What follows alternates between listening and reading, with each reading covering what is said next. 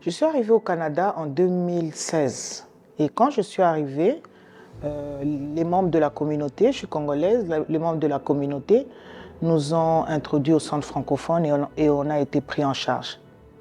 Récemment, j'ai été opérée. Là, je parle il n'y a pas longtemps, il y a quelques mois, j'ai été opérée.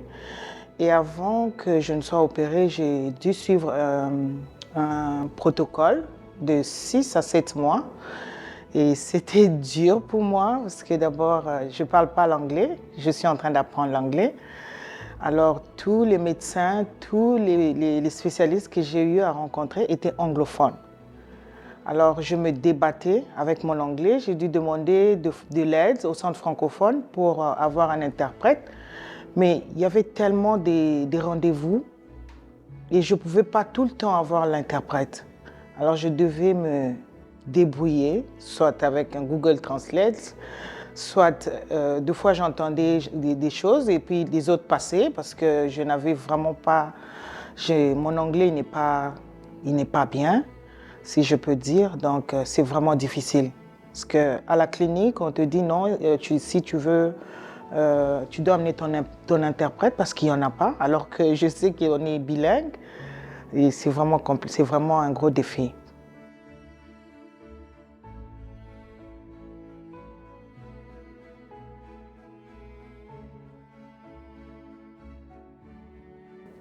Disons que j'ai une condition chronique depuis l'âge de 12 ans. Donc, je suis habituée là, de voir les médecins puis de faire des suivis et tout ça. Mais quand on est en épisode de douleur aiguë ou tout ça, c'est plus difficile de s'exprimer dans une langue seconde. Et puis, moi, mon vocabulaire en anglais est quand même plus limité, là. Il n'est pas aussi nuancé que dans ma langue maternelle. Alors, c'est difficile de faire comprendre au personnel de santé exactement ce qu'on ressent. C'est plus difficile pour eux autres de déterminer ce qu'on a, là. Ça devient stressant un peu, puis frustrant aussi, là, autant pour le personnel de santé que pour moi, j'imagine, là. Et puis, puis c'est ce que je remarque ici, au centre de santé, mais au moins on peut s'exprimer en français. Pour moi, en tout cas, c'est pas pour les petits soins réguliers, des choses comme ça, là, on s'est déterminé d'avance, puis tout ça, mais quand on se sent vraiment malade, là, ça fait une grosse différence de s'exprimer dans sa langue, le français, dans mon cas.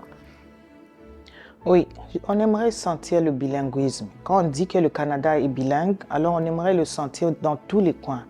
C'est important parce que le Canada est bilingue, alors on est censé retrouver les deux langues partout où on va.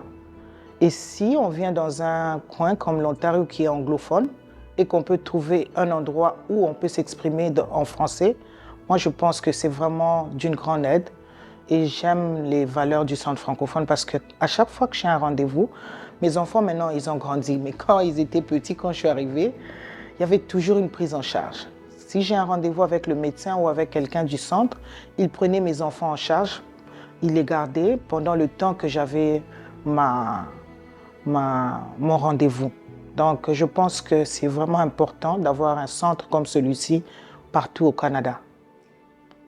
On se sent soutenu aussi quand on est en période aiguë, ou, en période comme dans mon cas, là, en période de douleur aiguë ou d'aggravation. Mais là, c'est important de se sentir soutenu parce que c'est plus difficile d'être optimiste à ce moment-là. De sentir que l'équipe est derrière nous, c'est primordial.